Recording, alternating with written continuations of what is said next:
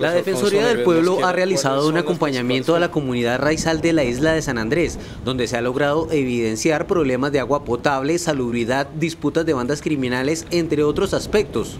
También la entidad ha hecho presencia en regiones como el Chocó, Risaralda, el Catatumbo y en las fronteras con Venezuela y Ecuador, zonas en las cuales hacen presencia grupos armados ilegales y disidencias de las FARC.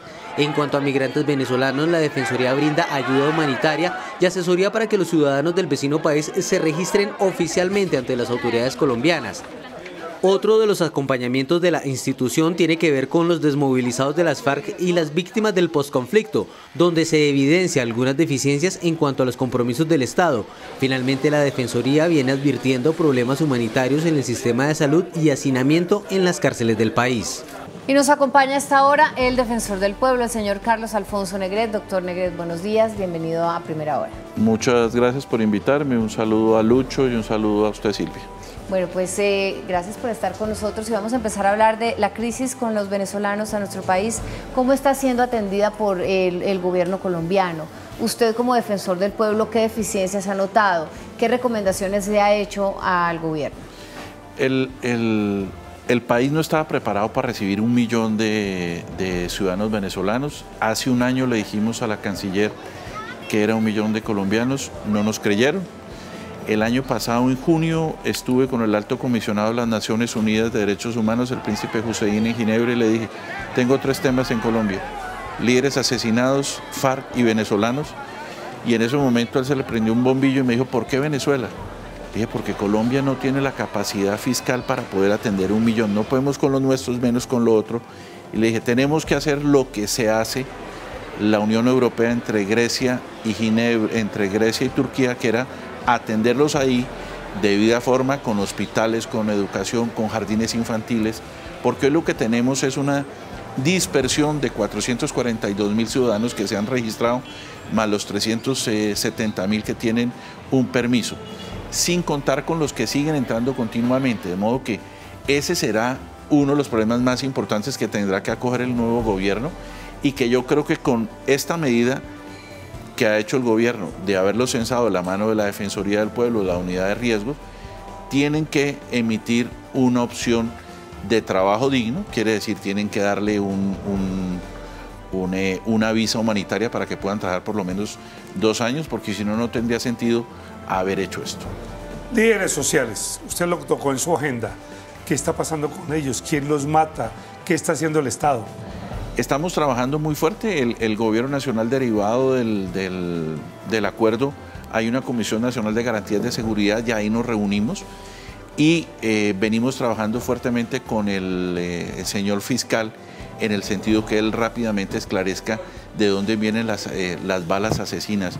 Pero Lucho, los líderes sociales, usted que viene de esa cantera, los están asesinando. Yo como defensor del pueblo, como defensoría, no puedo decir si las balas vienen de la izquierda a la derecha, sino que yo me atengo a que era un presidente de una junta de acción comunal, era un líder sindical, y eso es lo que me atañe a mí. De ahí para adelante tendrá que hacer el expediente.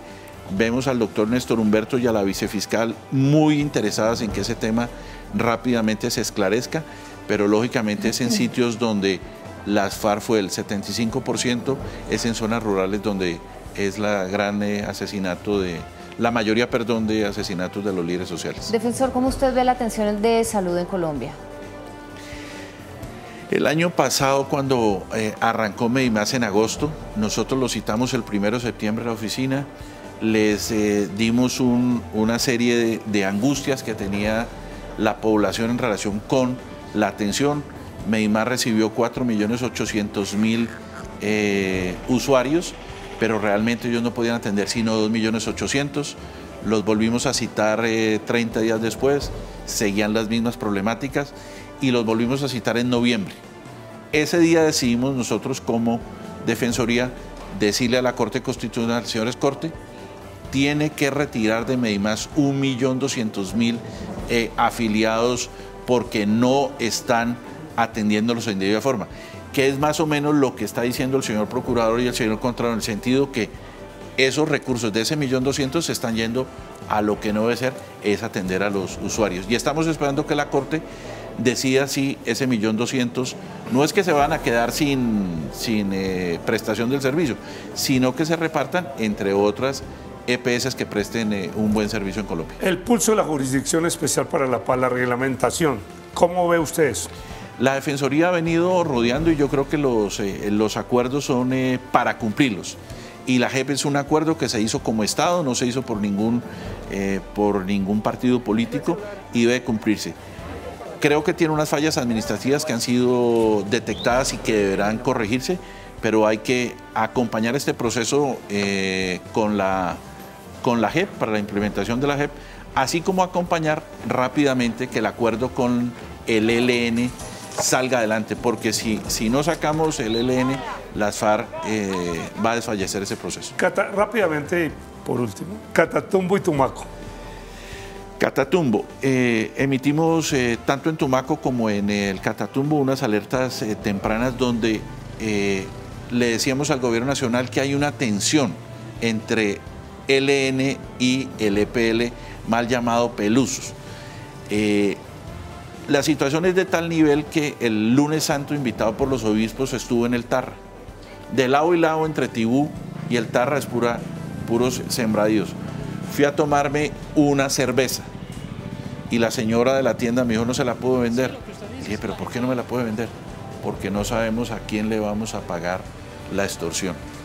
Entonces la situación del Catatumbo es supremamente grave. El gobierno ha hecho un esfuerzo muy grande, las fuerzas militares han hecho un esfuerzo muy grande, la Policía Nacional y las fuerzas militares están ahí. Lo que pasa es que son unos grupos muy pequeños dándose, ¿cómo se llama? Trabajando por todo lo que tiene que ver con el narcotráfico. Tumaco, esta es la gravedad de Tumaco, que creamos una regional, la regional Tumaco, porque no podíamos seguir atendiendo el puerto de Tumaco desde Pasto a 6 horas. Hemos creado una entidad sin aumentar los cargos burocráticos, sino que los distribuimos. Y la problemática de Tumaco es supremamente difícil. ¿Por qué? Porque volvieron a ocurrir lo que venía haciéndose en Buenaventura, que es las denominadas casas de pique. Y eso nos toca trabajar como institucionalidad.